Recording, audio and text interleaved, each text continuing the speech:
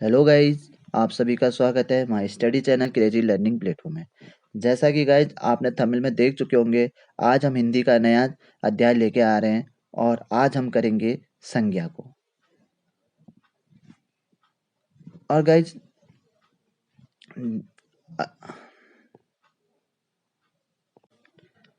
आपसे निवेदन है गाइज, अगर आपको ये वीडियो अच्छी लगती है, आपके लिए हेल्पफुल होती है कि कुछ आपके लिए अच्छा लाए हैं, तो आप इस वीडियो को लाइक करना ना भूलिए और अपने आगे लोगों को शेयर कीजिए। अगर आपको लगता है कि आपके लिए हेल्पफुल है तो आप आगे शेयर कीजिएगा, जिससे आपके लिए और अच्छी वीडियो बनाई जा सके। आपके लिए इतनी मेहनत की है तो आप थोड़ा सा आगे लोगों को शेयर करें। सो गाइज स्टार्ट करते हैं हम वीडियो को। सबसे पहले देखिए गाइज, हम देखते हैं, हमने इससे पहले आपको बता दी है, इसमें हमने आपको बता चुके हैं कि पहली वीडियो में वर्णमाला हमने पढ़ चुके हैं और हम शब्द भी पढ़ चुके हैं।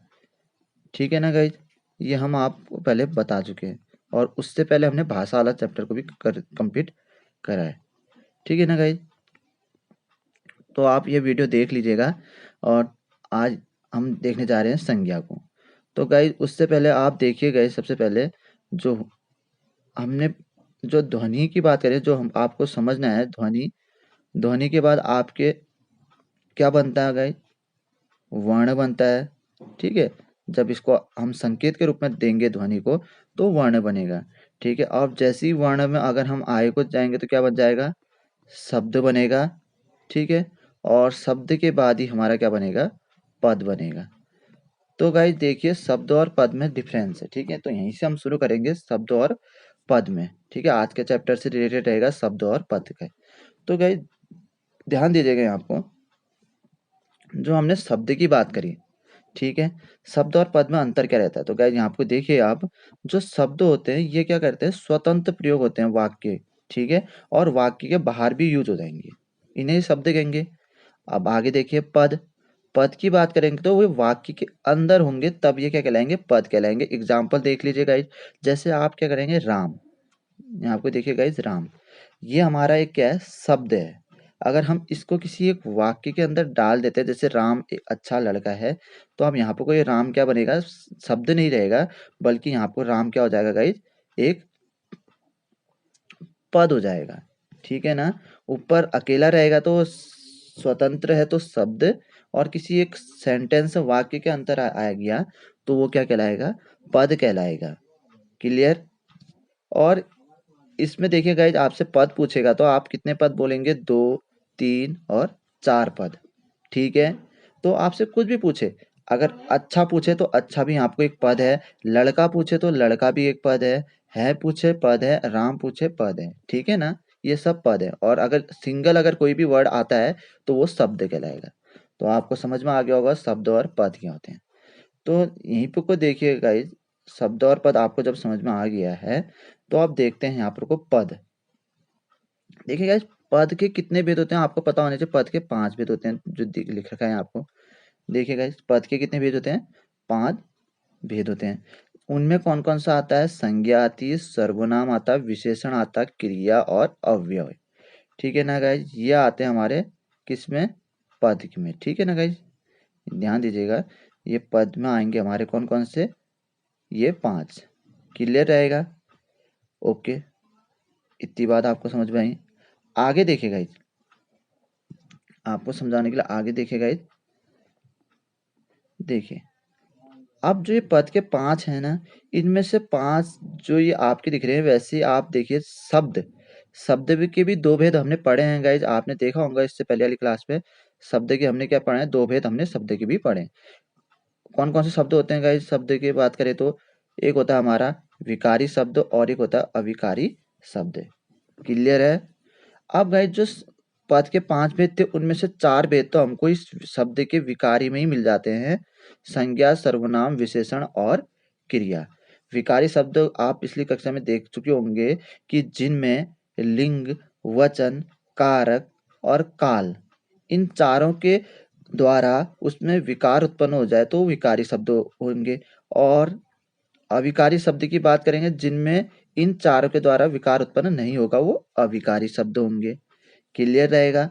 और हमने शब्द से हमने लिया है विकारी और अविकारी, और पद से लिए थे हमने 5 संज्ञा, सर्वनाम, विशेषण, क्रिया और अवयव।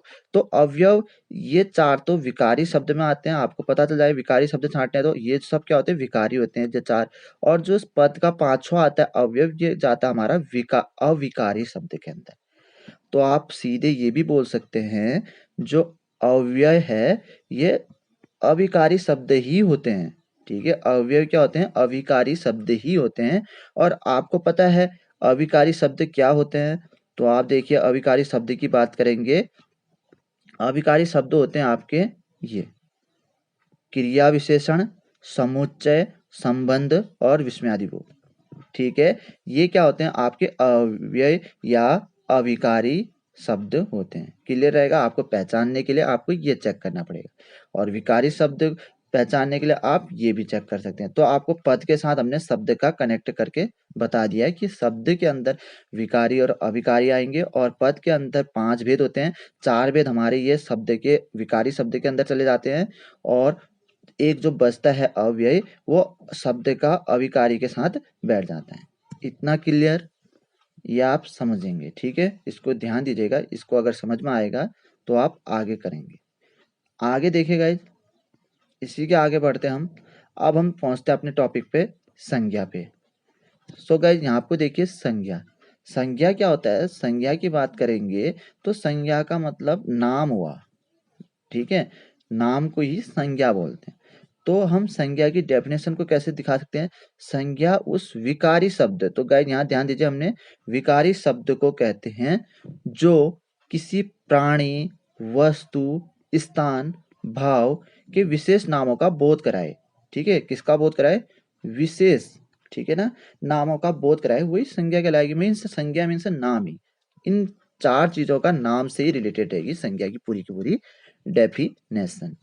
अब बात करें तो संज्ञा इतनी इंपॉर्टेंट क्यों रखती है, संज्ञा ना हो तो पहचान भी क्या रहेगी, अधूरी रहेगी, और भाषा के प्रयोग संज्ञा के बिना असंभव है।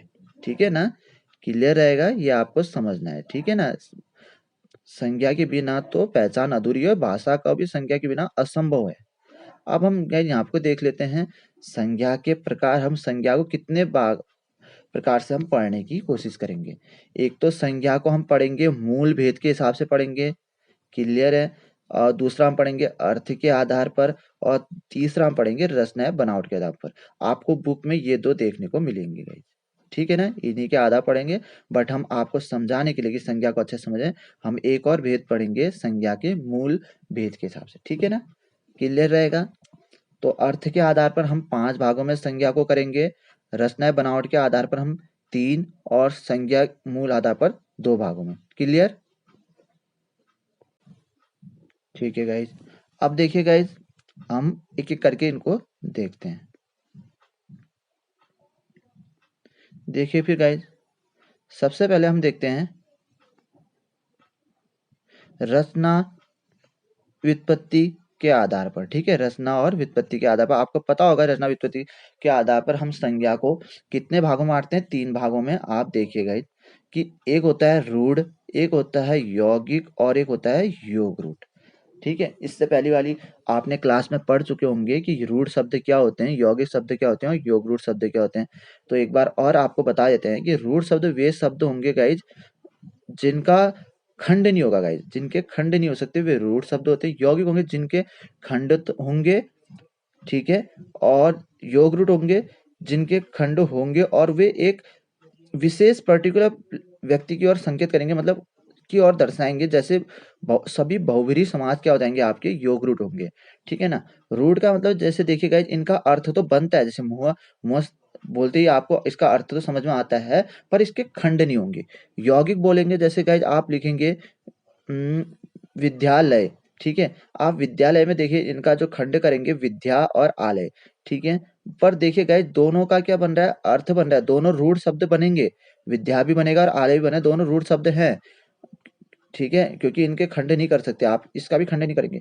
बट देखिए रूढ़ तो है ये भी, और रूढ़ तो है ये भी। ठीक है ना, विद्या और आलय। ठीक है, विद्या और आलय की बात करेंगे तो इनके क्या बनेंगे, आपको खंड नहीं होंगे, पर दोनों के अर्थ हैं, ठीक है ना, आप ध्यान दीजिएगा, ठीक है।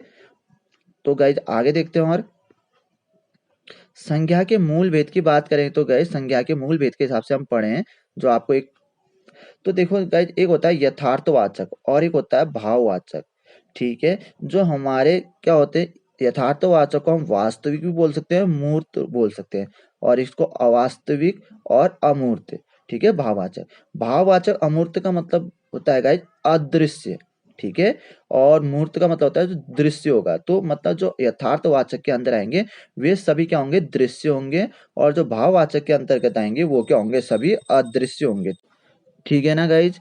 अब आगे देखते हैं, जो आएंगे आपके यथार्थवाचक के अंदर वो होते हैं आपके व्यक्तिवाचक, जातिवाचक, समूहवाचक और द्रव्यवाचक, ठीक है।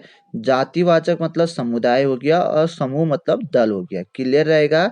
ये आपके संज्ञा के मूल भेद के अंतर्गत आएंगे, क्लियर है। अब आगे देखिए गाइज, इसमें क्या होता है, ठीक है, अभी आपको आगे बता देंगे, अभी आप आगे देखिएगा, ठीक है, अभी समझ में आ जाएगा आपको। आप देखिए, आप अर्थ के आधार पर संज्ञा, अर्थ के आधार पर संज्ञा की बात करेंगे तो 5 होंगे, या आपको कहीं कहीं पर ऑप्शन में 5 ना हो 3 हो तो आप 3 की ओर भी जाएंगे। कैसे गए, देखिए आप 5 व्यक्तिवाचक, जातिवाचक, समूहवाचक, द्रव्यवाचक और भाववाचक, ये 5 होते हैं। और कहीं कहीं पर कोई जातिवाचक, समूहवाचक और व्यक्तिवाचक, इन तीनों को साथ दिया जाता है, तो उस हिसाब से इनकी संख्या कितनी हो जाती है, 3 हो जाती है, ठीक है ना। अर्थ के आधार पर इन 3 रहती है, क्लियर है। तो ऑप्शन के हिसाब से आप अपना आंसर दीजिएगा, ठीक है। आगे देखते हैं गाइज, आगे देखते हैं, संज्ञा का पद परिचय की बात करते हैं, ये भी टॉपिक है गाइज आपका। तो आप देखिए, संज्ञा का जो पद परिचय होता है, होता क्या है, वाक्य में प्रयुक्त शब्दों का पद परिचय देते समय संज्ञा के भेद, लिंग, वचन, कारक बताना होता है, इसे संज्ञा का पद परिचय कहते हैं। जैसे आपसे एक सेंटेंस से देखिए गाइज, राम ने रावण को बाण से मारा, तो आप गाइज यहाँ आपको देखेंगे कि राम को अगर हम उसका पद परिचय देते हैं पूरे उससे, तो ये देखिए गाइज, ये क्या है, संज्ञा है, और व्यक्तिवाचक है, और पुल्लिंग है, एक वचन है, और राम ने, कर्ता ने, तो ये कर्ता कारक हो गया, ठीक है।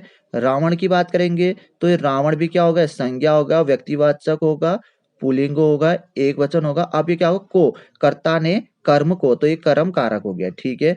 बाण से, तो आप देखिए संज्ञा हो गया, अब ये व्यक्तिवाचक नहीं है, अब ये जाति का बोध करा रहा है। बाण आपने देखे होंगे कि बाण बहुत से होते हैं, एक आप देख से ब्रह्मास्त्र, अब अलग अलग बाणों के नाम होंगे, तो ये जाति बताएगा पूरा, ठीक है। पुल्लिंग होगा, एक वचन होगा। अब यहाँ पे देखिएगा ये क्या होगा, कर्ता ने कर्म को करण से, तो करण से, तो ये करण कारक हो गया, क्लियर रहेगा ना। आपने उस संज्ञा, जितने भी संज्ञा थे, राम भी संज्ञा थी, रावण भी संज्ञा थी, बाण भी संज्ञा थी, इसका आपने क्या दे दिया, पद परिचय कर दिया। तो यही होता है पद परिचय, क्या, पद परिचय शॉर्ट शॉर्ट में बोले तो पद परिचय होता है जिस, जब हम किसी संज्ञा को उसके लिंग, भेद, कारक, वचन के आधार पर हम बताएं, तो वही संज्ञा का पद परिचय कहलाता है। तो आपको अब दिक्कत नहीं रहेगी कि संज्ञा का पद परिचय क्या होता है, क्लियर रहेगा, ओके। अब आगे देखते हैं गाइस, यहाँ पे को देखिए कि आपसे जो मारा आया था ना, मारा, बाण से मारा, तो आप मारा की बात करेंगे, जो मारा बोला था, तो उसको ही देखते हैं गाइस, हम उसी को देखेंगे जो मारा शब्द का, ठीक है। तो मारा क्या है, तो राम ने मारा, तो राम क्या हो गया, क्रिया था ना, करता था ना, तो क्रिया का क्या होगा, वो तो क्या था, मारा तो एक क्रिया है, तो क्रिया का कर्ता हो जाएगा। रावण को तो वो कर्म था ना, तो क्रिया का कर्म हो जाएगा। और मारा, बाण से मारा, तो क्रिया का साधन हो जाएगा। मतलब मारा शब्द को हमने हर एक संज्ञा के साथ कनेक्ट करा, अगर राम के साथ कनेक्ट करेंगे तो क्रिया का कर्ता हो जाएगा, रावण के साथ कनेक्ट करेंगे तो क्रिया का कर्म हो जाएगा, और बाण के साथ कनेक्ट करेंगे तो क्रिया का साधन हो जाएगा, ठीक है। आपको आप समझ में आ चुका होगा कि पद परिचय क्या होता है, ठीक है ना। प्रत्येक, अब एक सीधे सीधे बोले कि प्रत्येक पद को अलग अलग करके अनेक पदों के साथ उसका संबंध बताना ही क्या कहलाता है, पद अन्वय मतलब कहलाता है। जैसे पद परिचय को ही पद अन्वय भी कहा जाता है, ठीक है ना, आप ध्यान दीजिएगा, ठीक है। पद परिचय को पद अन्वय भी कहा जाता है। आगे देखिए गाइज, आगे देखते हैं, संज्ञा के विशिष्ट प्रयोग की बात करते हैं आप गाइज, ये भी आपके उसमें टॉपिक में है, तो आप इसे भी देखिएगा कि व्यक्तिवाचक संज्ञा और जातिवाचक संज्ञा के रूप में, और एक होगा जातिवाचक संज्ञा का व्यक्तिवाचक संज्ञा के रूप में, मतलब उल्टा उसके, ठीक है। तो देखिए गाइस इसमें क्या होता है, देखिए यहाँ पर आपसे एक क्वेश्चन पूछेगा हरिश्चंद्र, ये क्या है?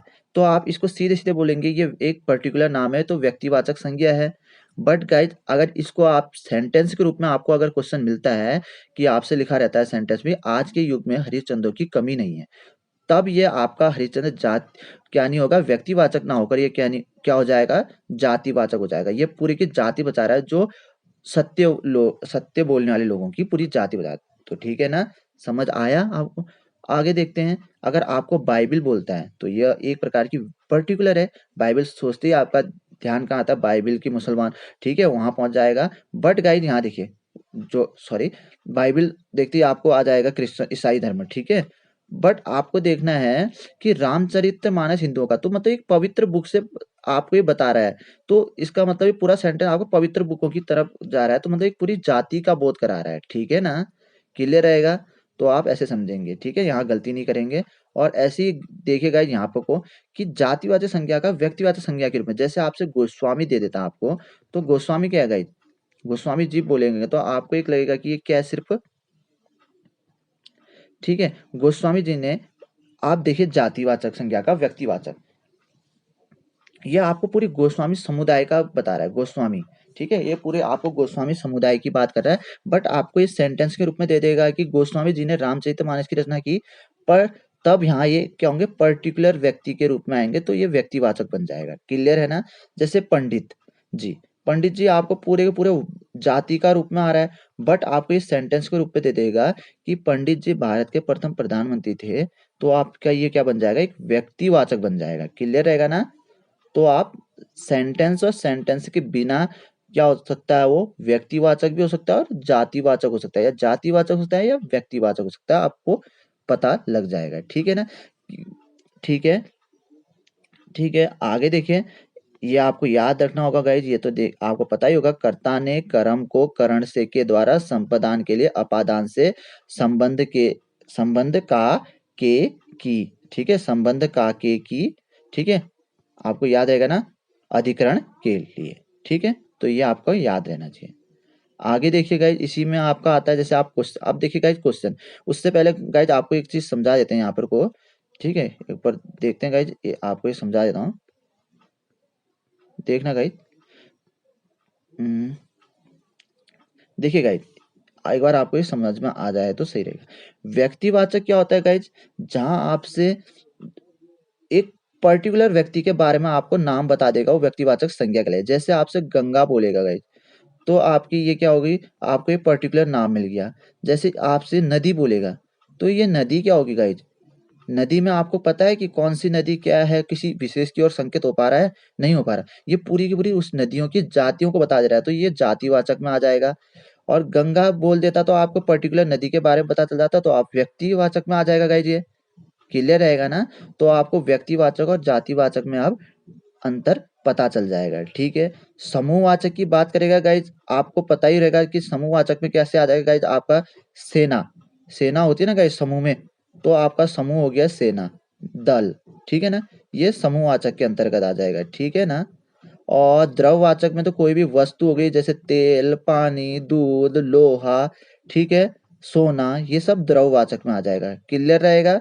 और भाववाचक की बात करेंगे तो गाइस, जिसमें भाव उत्पन्न होंगे, और आपको हमने बताया था अभी इससे पहले कि संज्ञा को जो मूल रूप से दो भाग में बांटा था, हमने बताया था, एक भाग में हमारा बताया था कि यथार्थवाचक, इसमें ये दो आ गए थे, और एक भाववाचक आया था, उसमें ये अकेला भाववाचक आया था। इसमें ये अदृश्य होंगे बोला था, ठीक है, ये सॉरी, ये दृश्य होंगे बोला था, ये क्या होगा, दृश्य होगा, और ये क्या होगा, अदृश्य होगा, ठीक है गाइज, ये हमने आपको बोला था, ये काम देगा आपको आगे क्वेश्चन बनाने में।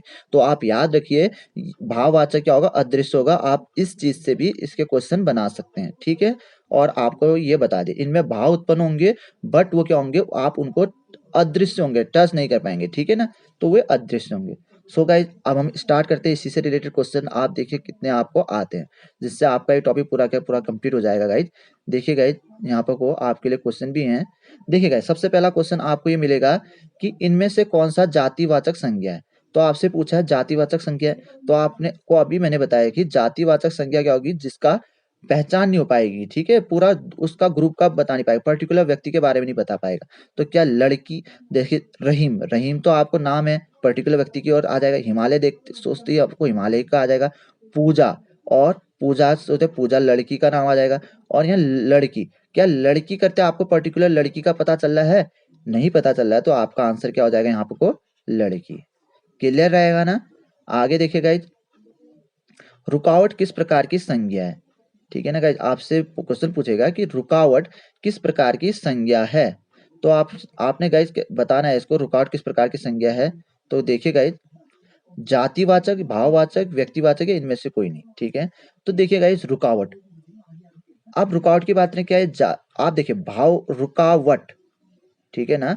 तो आपको देखिए जाए, इसमें जिसमें भी प्रत्यय लगेगा, जिसमें भी प्रत्यय लगेगा वो ज्यादातर क्या होता है आपको पता ही है, प्रत्यय लगने वाले भाव बन जाता है। तो क्या जाति है, क्या रुकावट कोई चीज जाति बता रहा है? नहीं। व्यक्तिवाचक कोई व्यक्ति है? नहीं। ठीक है, तो आपको ये क्या दे रहा है? भाव दे रहा है। ठीक है, तो रुकावट एक क्या? भाव। ठीक है ना, ये तो आपको किसी के पीछे प्रत्यय लगेगा वट ये, तो आप ये भाववाचक होंगे। ठीक है, आगे देखिएगा, इनमें से भाववाचक संज्ञा कौन सा है? अब आपको भाववाचक संज्ञा बताना है इनमें से। सोहन, नदियां, हरियाली और लखनऊ। तो क्या ये सोहन की बात करें, ये तो एक व्यक्तिवाचक है। नदियां की बात करें, ये हमारी जातिवाचक है। लखनऊ की बात करेंगे, एक ये व्यक्तिवाचक है, क्योंकि किसी का भी नाम, आपको किसी का भी नाम आपका क्या होगा? व्यक्तिवाचक होगा। ठीक है, तो आप बचा क्या? हरियाली। अब हरियाली हमारा क्या है गाइज? एक भाव है, इसको हम टच नहीं कर सकते। ठीक है, अदृश्य, आप ये नहीं देखेंगे कि हरियाली मतलब हरियाली, हरियाली एक भाव है गाइस। ठीक है, तो आप ध्यान दीजिएगा।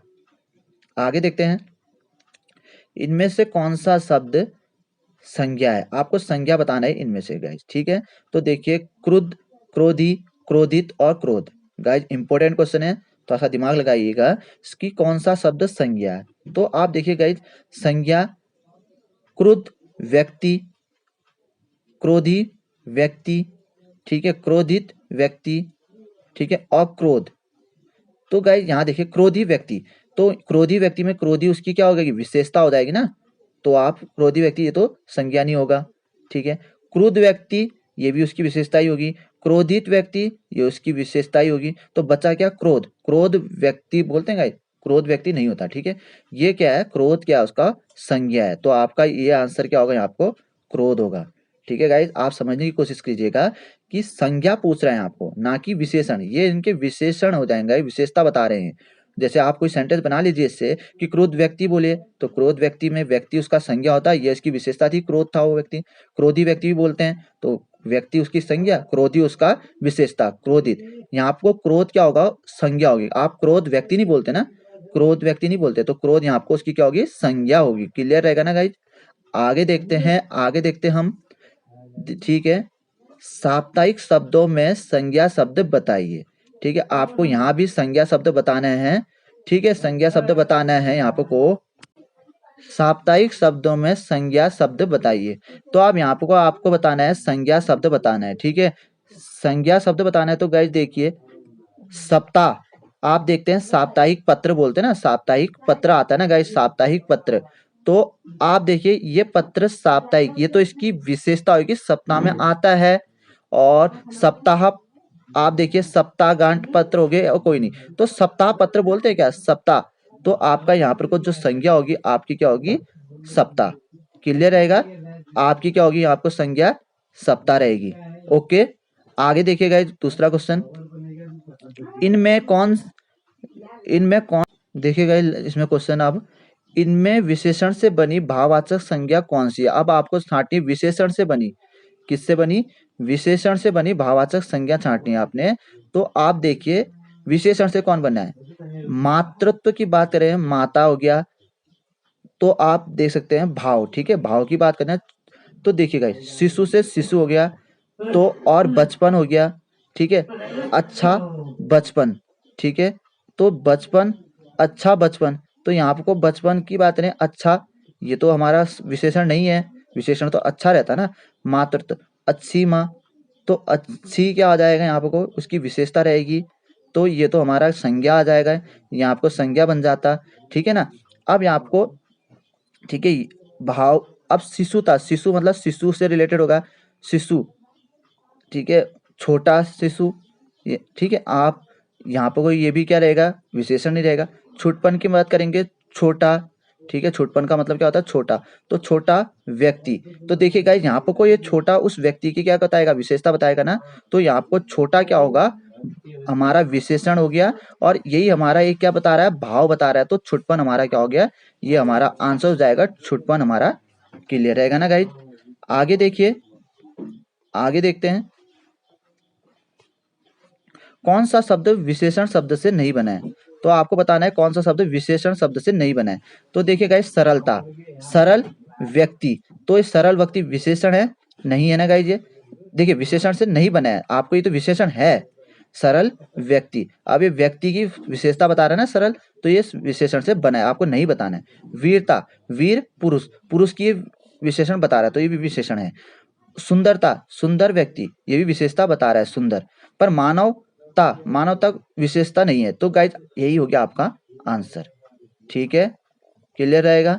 आगे देखिए गाइज, आगे देखिए, भाववाचक संज्ञा से निर्मित विशेषण। अब भाववाचक संज्ञा से निर्मित विशेषण बताना है, भाववाचक, ठीक है, विशेषण है, ठीक है, कौन सा क्या है, विशेषण है।